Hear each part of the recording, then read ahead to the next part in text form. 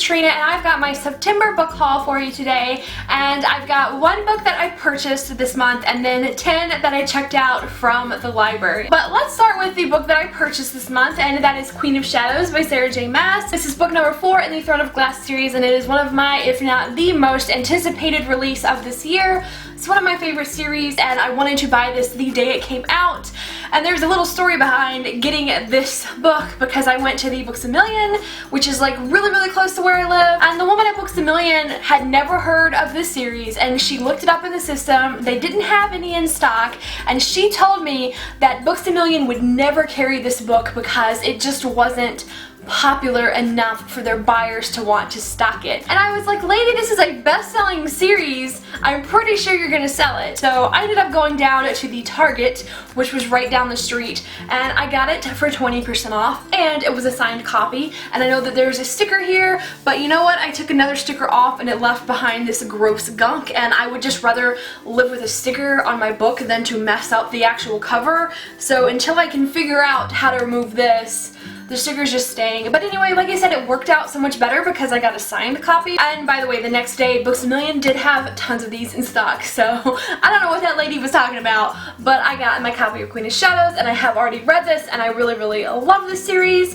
And I don't think I need to tell you what it's about because it's kind of everywhere right now. I got Hello, Goodbye, and Everything in Between by Jennifer E. Smith, and this one is about a couple who's about to go off to college, and they're trying to make up their minds if they want to stay together and do a long distance relationship, or if they want to break up because they will be so far away from each other in college. So the whole story takes place over the course of one night, and they are revisiting places that have kind of shaped their relationship and seeing if that will help them make their decision. That just sounds like such a cute premise to me. Next, from the library, I picked up Library of Souls. Library from the Library, by Ransom Riggs, and this is the third and I believe final book in the Miss Peregrine's Home for Peculiar Children series. This series is about a young boy who finds a bunch of really old, creepy photographs in his grandfather's possessions after his grandfather passes away, and he goes setting about to find if these people are real because there's some kind of unexplained stuff in the photographs, and he discovers all of these different children that have peculiar talents.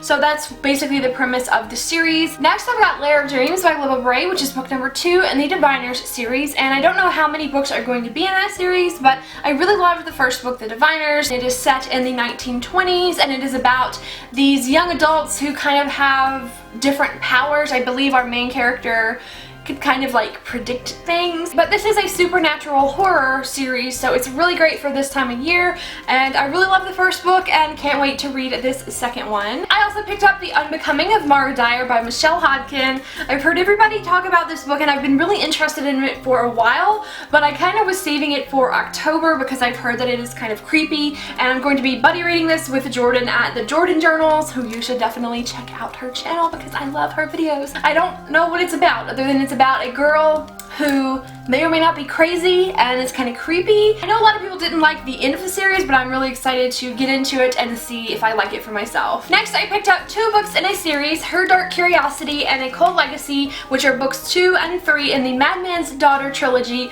by Megan Shepherd. These books are retellings of classic gothic horror novels. The first book was a retelling of The Island of Dr. Moreau, and I don't remember which is which, but one of these is a retelling of Dr. Jekyll and Mr. Hyde, and the other one is a retelling of Frankenstein, and I read those original classics and I love them. These are also kind of historical, a very gothic feeling. Next, I picked up Slasher Girls and Monster Boys, which is a collection of short stories. These are all thriller and horror genre stories by a bunch of different authors. I think you can see a theme in the books I've gotten this month. They all are kind of creepy because I'm really getting into theme reading during October. I love theme reading during October, so I just thought I would try this because chances are some of them more than likely will give me chills, and that's exactly what I'm looking for. And lastly, I have 3 graphic novels and comic books. The first of those is Anya's Ghost by Vera Braskel. I was totally saving this one for this October because I've heard a lot of people say it's just good theme reading. Yet again with the theme reading. Next, I got this really cool looking graphic novel. It's called Grim and Grizzly's Frankenstein, which is of course adapted from the original classic by Mary Shelley,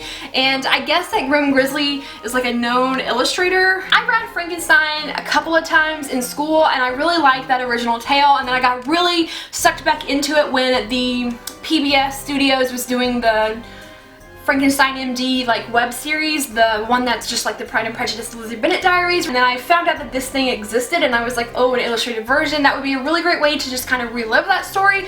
But I didn't realize that this is actually pretty text heavy. It's not like a traditional graphic novel, like there's a lot of text and it just happens to also be illustrated. I really didn't know what I was expecting when I picked this up, but I don't know, I think it would just be cool to read this and experience it in a different format. And my last library checkout of the month was Alex and Ada Volume 2. It's a comic series by Jonathan Luna and Sarah Vaughn. This is a futuristic series about artificial intelligence. Our main character Alex kind of gets an android, a very realistic android, Ada, and he's getting into like, what are the limitations of this artificial intelligence? Is she self-aware? Can he make her self-aware? What would happen if she ever did become self-aware? Stuff like that. And I just really love artificial intelligence and stories that explore that, because it's one of those like terrifying things to think about. So I really enjoyed the first volume of this. It's a bit of a slow comic series. It's very story oriented. It's not very action packed or anything,